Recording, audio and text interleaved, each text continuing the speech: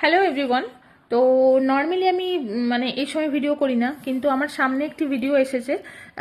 সেটি দেবলীনা নন্দেরই একজন বন্ধু, তার চেয়েও বেস্ট বলা হবে যে সায়কের একটি বন্ধু পোস্ট করেছে। তো সেখানে তিনি বলেছেন যে সায়ক যে দেবলীনার জন্য এত কিছু করলো, তারপর সায়ককেই সবাই কাঠগড়ায় দাঁড় করাচ্ছে, মানে সায়ককেই সবাই খারাপ বলছে, খারাপ কথা শোনাচ্ছে।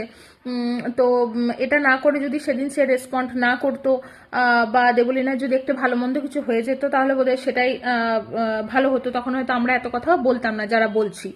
তো দেখুন, আপনাকে একটা কথা বলি, আপনি হয়তো অনেক বেশি জানেন আমাদের থেকে বা বোঝেন, কিন্তু এই একটা ছোট্ট জিনিস আপনারা বুঝতে পারছেন না যে সায়ক যে কাজটা করেছিল সেটার জন্য কিন্তু কোনো কথা বলা হচ্ছে না।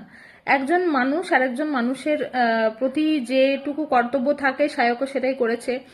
একজন বন্ধুর প্রতি যে একটা দায়িত্ব কর্তব্য থাকে সায়ক সেটা পালন করেছে। খুব ভালো কাজ করেছে সায়ক, সেখানে কারোর কোনো সেখানে কোনো কথা নেই। কথা হচ্ছে যে তারপরের যে ঘটনাগুলো হয়েছে, মানে ওখানে গিয়ে ভিডিও করা, ব্লগিং করা, তাকে জোর করে হাসতে বলা, মানে সে কি সিচুয়েশনের মধ্যে দিয়ে যাচ্ছে সেটা তো আপনারা ভালো দেখেছেন আমাদের থেকে। তো আমার মনে হয় না যে ইনস্ট্যান্ট ওগুলো করার খুব দরকার ছিল।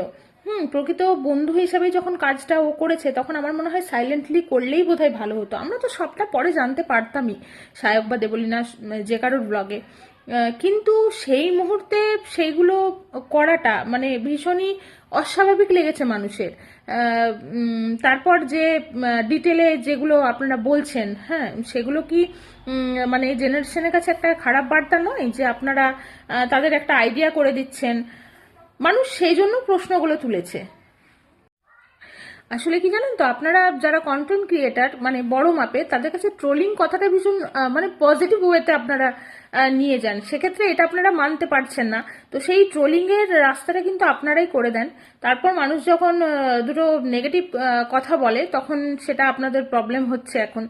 আহ, যাই হোক, যদি ভুল কিছু বলে থাকি তাহলে সরি, কিন্তু মানুষের তো এগুলো চোখে লাগবেই, তাই মানুষ তো বলবেই।